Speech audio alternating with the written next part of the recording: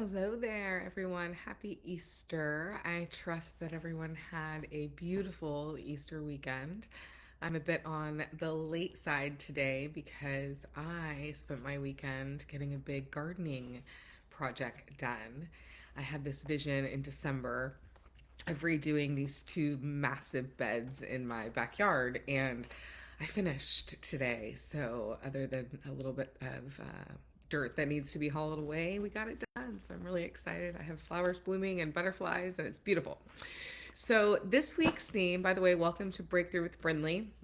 This is just 10 to 15 minutes every Sunday night to kind of give you something to think about for the week, to get you started as we prepare to go into our weeks, and just to get you grounded and kind of look at some things that maybe could be stunting your growth or some inner work that can help you move forward. So, this week we're going to actually talk about rescuing. I did a few posts and they've gotten some pretty good traction, and a lot of you have been asking questions and reaching out privately as well. So I thought, why not make this week's theme all about rescuing? And this was a big one for me. It was a big aha for me. It was probably, other than performing, was the biggest self awareness revelation I've had in the last 2 years. And I didn't realize how much of a rescuer I was. So, here are just some fun facts kind of before we get started. 85% of burnout. So 85% of employees burn out for overgiving. Yes, so that means that they get burnout because they're overgiving to people that didn't even ask for it in the beginning. And so what happens is we overgive, we go in, we rescue because it makes us feel needed, and then we end up becoming resentful when the person didn't even ask for our help in the first place. But it was something in the rescuing that made us feel fulfilled. It never has anything to do with the other person, it's always inside of us. Now, leaders who rescue their team. So, a lot of times, as leaders, we'll jump in and we'll do things on behalf of the team. They're going to drop the ball, or maybe we think we've given them too much, or they're overwhelmed, or and we don't give them the agency and the autonomy to decide that on themselves. We just jump in. Well, in that case, leaders who rescue their teams see 40% lower accountability and initiative over time. 40%. So by rescuing, we're actually making our team members less efficient. We're actually telling them not to take efficiency, because what is rescuing? So the true definition of rescuing is exactly that. You're doing something for someone who needs to actually be doing it for themselves. But yet, somewhere inside of us, we needed to feel fulfilled, so we rescue. It makes us feel loved. It feels like leadership. A lot of leaders will say, it's my job to rescue, it's my job to pick up the pieces. No, it's not. It's our job to allow people to do what they're responsible for. It's strategy dressed up as generosity. It's not truly giving, it's rescuing. And rescuers learned that their worth was tied to being needed.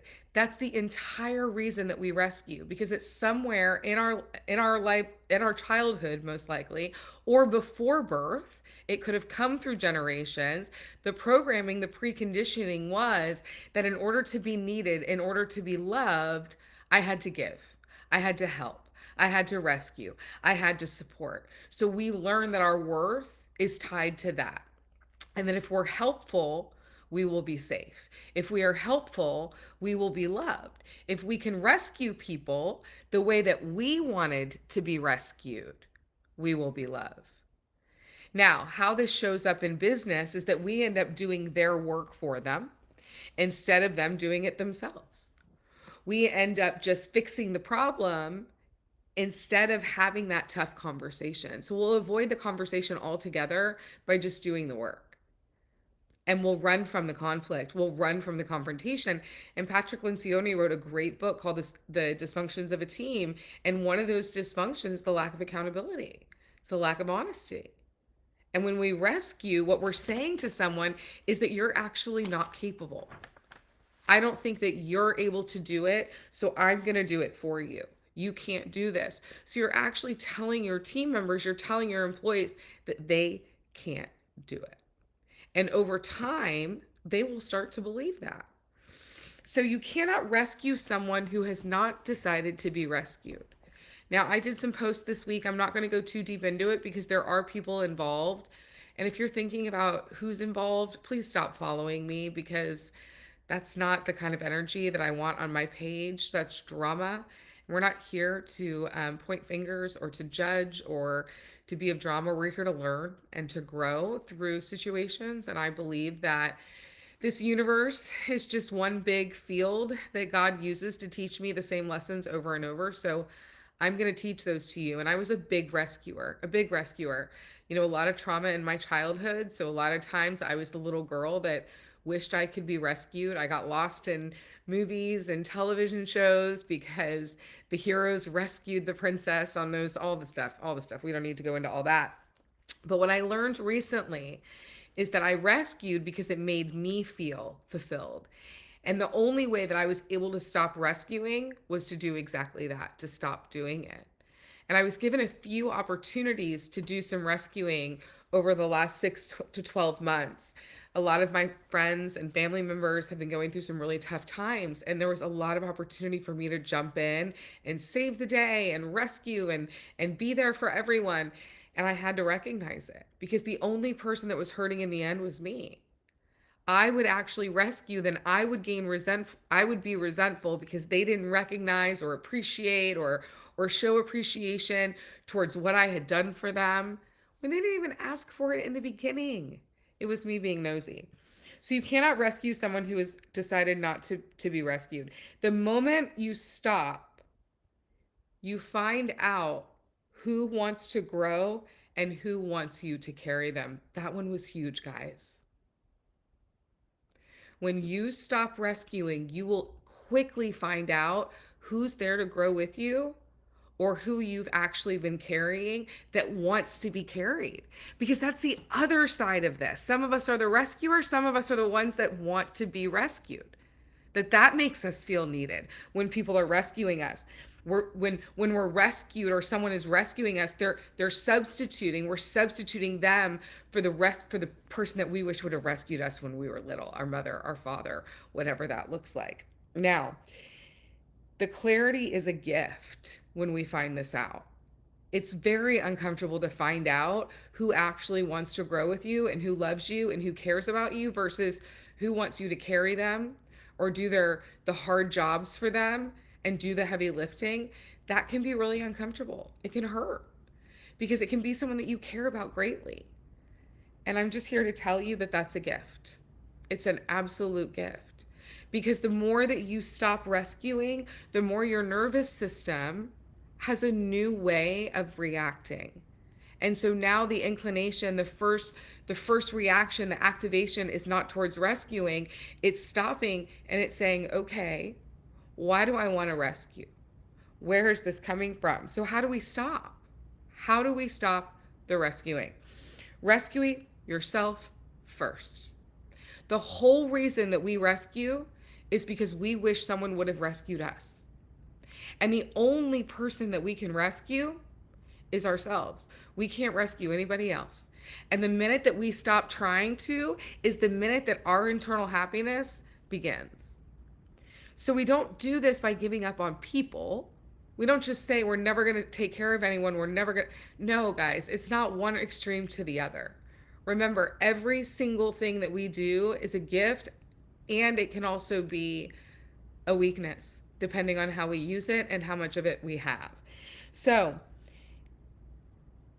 it's not that we stop caring. It's not that we stop caring at all. We stop carrying. So we still care about people. We still care about them. We still love them. We don't carry their baggage anymore. We let them keep the problem with them, and we offer to support from afar. So number one, when we rescue, we're running from something. So how do we stop rescuing? We first have to identify what we're running from. What does the rescuing do for us? How does it make us feel? Does it make you feel loved? Does it make you feel accepted?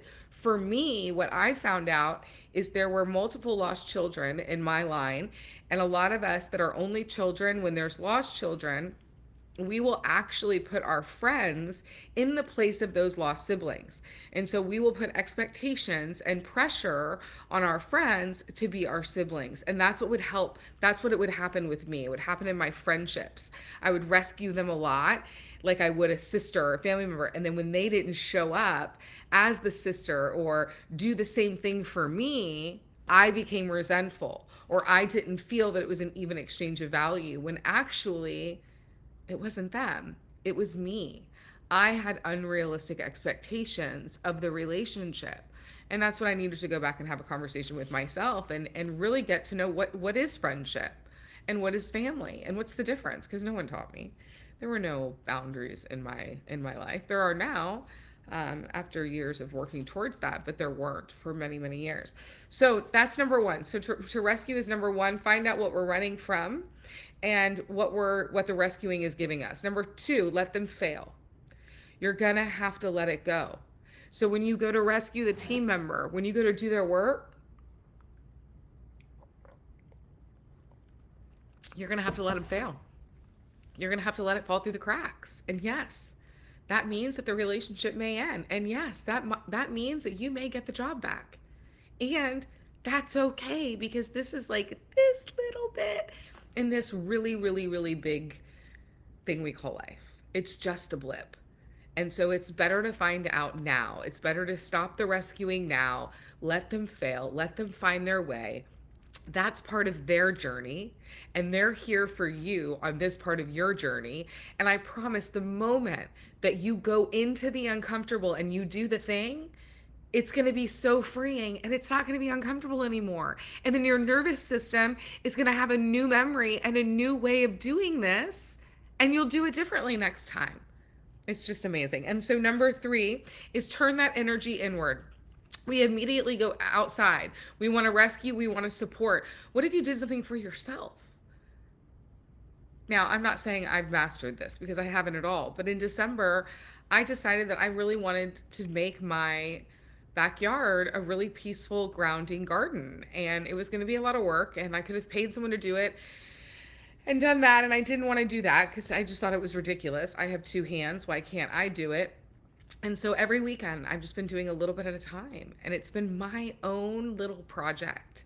And I get to go out in the morning and have my tea and do my quiet time and see the fruits of my labor. And so finding something that is just for you, that you can turn all of that energy inward, so you're not so focused on everyone else.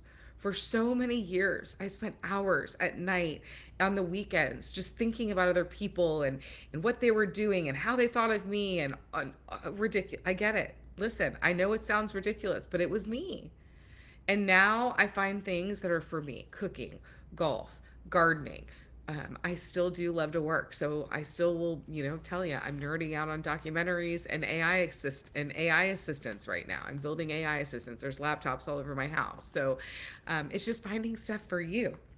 Number four is you have to get honest with yourself. What are you afraid of? Why are you rescuing? Are you afraid of losing that person? Are you afraid that if you don't show up and rescue, they may not show up either? Yeah, it's true. They may not. You may lose them. You may find out how they really feel about you. I've been there to that too. And again, that doesn't make them bad. That's their stuff. Your stuff is why you keep showing up to the relationship, even though they show up differently. One of the systemic laws is that there has to be an even exchange of value, and that's in everything, even especially in relationships. If there's not an even exchange of value, meaning I'm giving as much as you're giving, and we both feel like it's a win-win and we're receiving, then the relationship is misaligned. And so we have to really get honest with ourselves and ask ourselves, are we afraid of losing something? Are we afraid of losing someone we love? And sometimes, listen, guys, it's your choice. It's your life. It might be that you're going to lose them and you're not willing to go through that pain. And so you hang on. And that's okay too. And I had to get to a point where I was an acceptance with that with my friends and family. Because oftentimes we will see in our friends and family before they will ever see it. And I've wanted to rescue them and save them and tell them everything. And that's not my job. I'm not God. Even my clients, right? There's only so much that I can do as a coach. I can't want it for them more than they want it for themselves. And that happened for a lot of years to the point where I would end up being looking like the crazy person. I would become the emotional one because I just wanted them to get it. And so that was all rescuing. All of it was rescuing. And so, number 5, the last step to stop rescuing is to build a life that you don't have to escape from. And that's really, guys, what I'm learning that it's all about. Is it truly is getting back to self and what makes me happy and what doesn't. And to stop chasing things that don't. And when something comes to an end and maybe someone doesn't show up the way that you necessarily would want them to, you just kind of say, okay, that's something with them. And it's no longer aligned for me. And that's okay too. So this week, all my posts, my email that'll be coming out is all going to be about rescuing. Reach out if you're in a situation where you know you're rescuing, or maybe you're the one being rescued and you don't want to be rescued. Reach out. I'd love to talk to you guys. Otherwise, have a beautiful, beautiful week, and we will talk to you next week. Bye.